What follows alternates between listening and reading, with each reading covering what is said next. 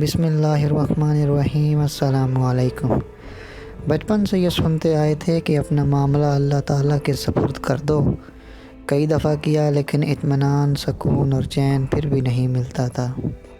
حیرت بھی ہوتی تھی کہ جب اللہ کے سپرد معاملہ کر دیا پھر پریشانی کیوں؟